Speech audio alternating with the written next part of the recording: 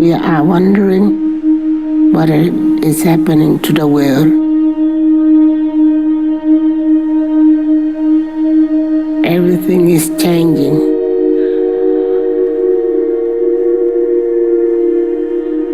The very idea of human being some sort of natural concept is really going to change.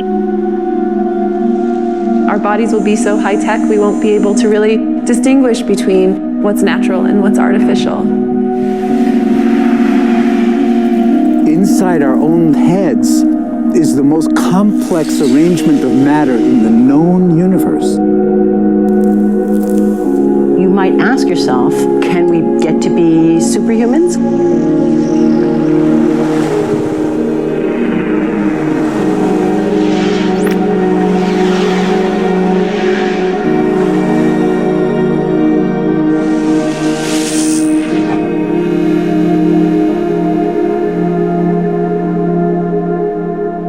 The original Industrial Revolution was driven by the discovery that you could use steam engines to do all kinds of interesting things. But that was followed by additional revolutions for electricity and computers and communications technology. We're now in the early stages of the fourth industrial revolution, which is bringing together digital, physical, and biological systems. One of the features of this fourth industrial revolution is that it doesn't change what we are doing, but it changes us.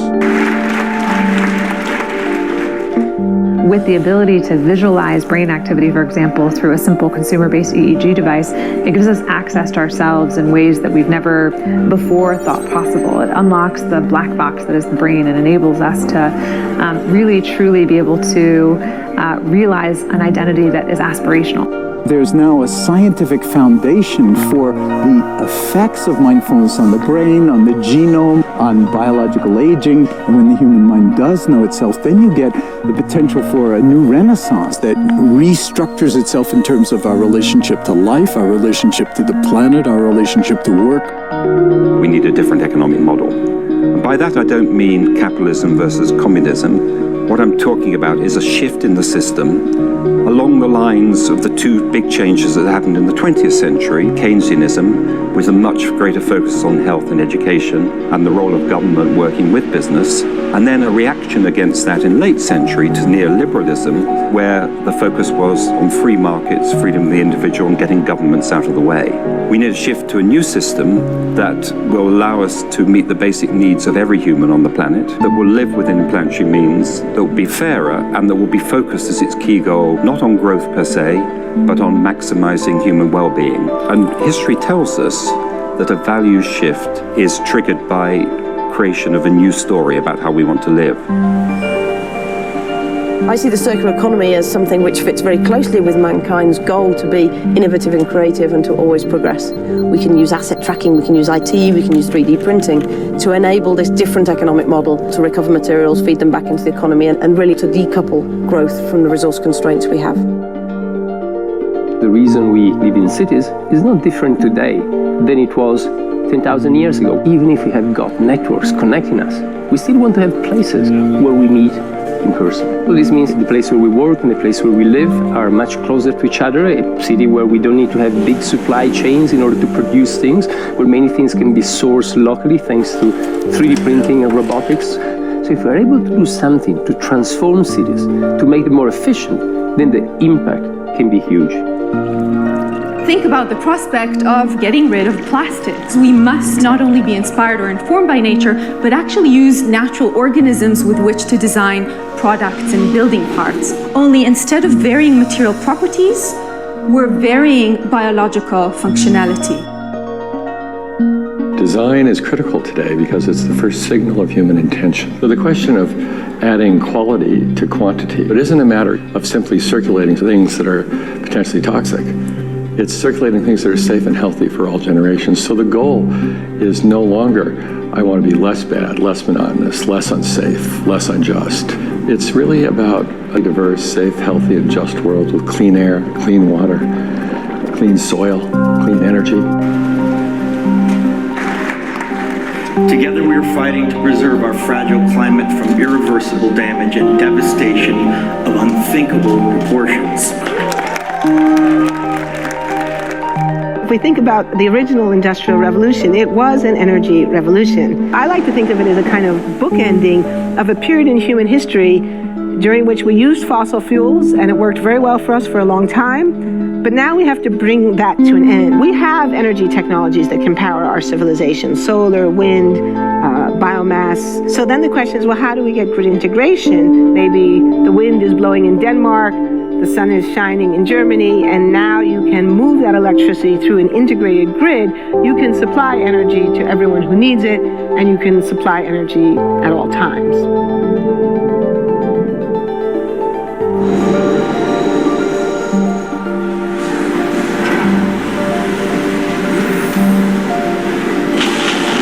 Walking around, you do see different stuff as far as like the body marriage line. They use a lot of things that help them lift up and move things to the car. You just sit there and, program something, and it has its own set mind to go ahead and do everything. And then as humans, we just come in and take the extra steps to help the technology. It's not the cure-all for everything. There's definitely a lot of things where people perform the operation better, but certainly for the right applications, robotics are a huge improvement for the process. The prediction of 5 million jobs lost by 2020 to technology is serious, but it's not the main question. Construction, manufacturing, services, public health and education, these industries will still exist. The main question is, what will be the future of work? How will we define work? How will we share the wealth? From the viewpoint of the labor or jobs, now we really need new education or new training. We're working with a World in Motion in FIRST Robotics, trying to encourage students from 3rd grade all the way up through the end of high school. We had students make sailboats, and then we had them race them, and so they could see how quickly they could move. And they immediately went back and started to say, oh, I saw what happened, I'm going to go change this or that. And that was 3rd graders. I just given a prize to a kid of 18 years old that has discovered something really very, very unique. Came up with how to get better productivity and better yields for seeds of corn. And so he basically came with the idea that if you would perforate these seeds, you would get more food. And you think about it and say, but he didn't go to university. So how does he get all that knowledge? And he told me, I've been watching YouTube since the age of 12, and I'm so interested that I've seen everything about it. I've read everything about it.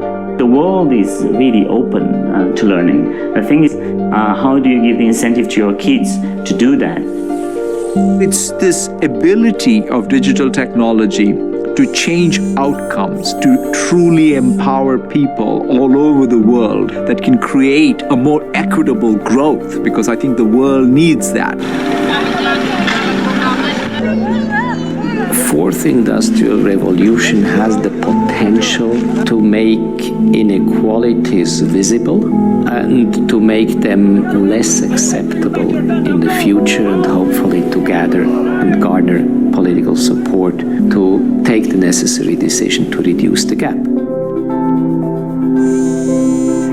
Humans have always been using tools, but because of the recent advances in technology, we're beginning to have machines that can augment us in all sorts of interesting ways. I was the first person in the world to be able to voluntarily move my legs while stepping in a robot by exciting the nervous system using electrical stimulators directly onto the spine. We believe that a cure will be possible if enough of the right people have the will to fast-track a cure for paralysis.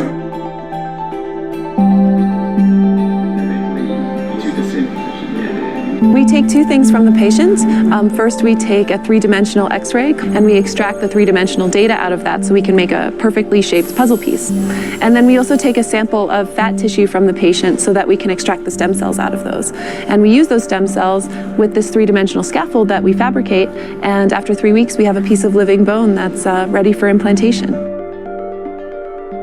Being able to use genome editing to understand the genetic changes that lead to cancer, and technologies like drug delivery, getting molecules into particular types of cells. There's a lot of excitement about being able to move much more quickly on this disease. One of the things that I think is so essential to free and open societies is freedom of thought. And up until now, the conversation we've been having is around freedom of speech. Once we can access people's thoughts and access people's emotion, we have to create a space that enables people to think freely, to think divergent thoughts, to think creative thoughts. And in a society where people fear having those thoughts, the likelihood of being able to enjoy progress is significantly diminished. We need to take responsibility at every level of society, from the individual and the personal to the institutional to the global, to adapt to these technological challenges and changes which are redefining what it means to be human, what it means to work, what it means to be completely embedded in this world. People always ask me if I'm an optimist or pessimist. The technology exists, but how do we get it and implement it at the scale we need at a price that people around the world can afford? Even though we have everyday problems we have to solve, we have to find a way to lay the foundations for the innovations of tomorrow. This is the plan that I have repeatedly warned about, to take the tools of oppression used to tackle the coronavirus and use them all, lockdowns, forced business closures, exclusion zones, isolation. We heard Angela Marsden earlier, businesses shut down, isolation at home, all of that, all of those measures, including destroying private property rights and private income in order to tackle the climate crisis. Now is the historical moment, the time, not only to fight severe virus, but to shape the system. We have a unique but rapidly shrinking window of opportunity to learn lessons and reset ourselves on a more sustainable path. It is an opportunity we have never had before and may never have again. So we must use all the levers we have at our disposal, knowing that each and every one of us has a vital role to play. The Great Reset is a welcome recognition that this human tragedy must be a wake-up call. It is imperative that we reimagine, rebuild, redesign, reinvigorate, and rebalance our world. Rebalancing investment, harnessing science and technology, and advancing the transition to net zero emissions, all elements of the Great Reset, are fundamental to building the future we need. And that last one was the clown Guterres, who was at the Climate Ambition Summit, telling us the world is going to cook by 3.5 degrees or something by the end of the century. Yeah, right. This Great Reset is as serious and as dangerous a threat to our prosperity, to your prosperity and your freedom, as we have faced in decades, with these powerful bodies, including the World Economic Forum, the United Nations, the International Monetary Fund, and even Prince Charles boasting, yes, boasting that within a few short years, yes, their words, you will own nothing and you will be happy. Remember, this is not me saying this, this is them. They are even running ads for the Great Reset.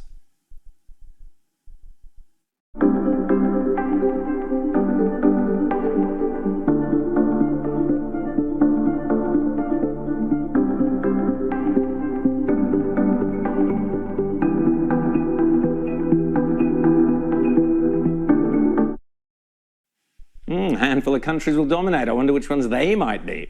A terrifying coalition of big business, big tech, and left-wing totalitarians are so confident and so brazen. I mean, they just stole the US election, so I guess they're feeling pretty chuffed with themselves, that they are now promising you will own nothing and you will be happy. What they should have added is, and we, the very rich, will own everything and be even happier. Of course they will.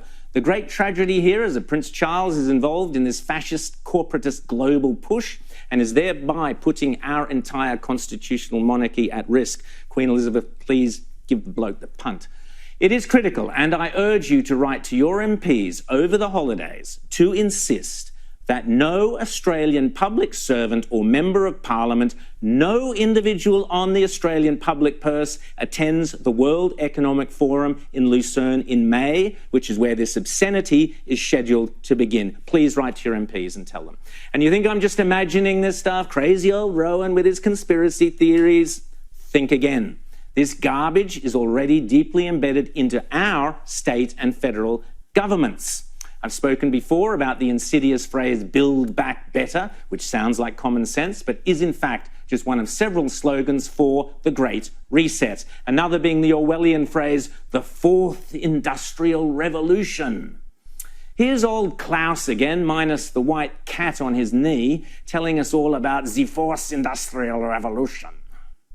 The Fourth Industrial Revolution will impact our lives completely. It will not only change how we communicate, how we produce, how we consume, it will change actually us, our own identity, and of course gives life to such policies and developments like smart traffic, smart government, smart cities. What we will see is that everything will be integrated into an ecosystem driven by big data and driven particularly by close cooperation also of governments with business, civil society. And this revolution will come at a breathtaking speed. It will be like a tsunami. Like a tsunami in the Fourth Industrial Revolution, you will own nothing, but you will be happy. That is an order.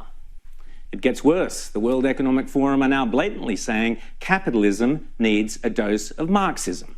As I say, it's not like they're hiding their sinister intentions.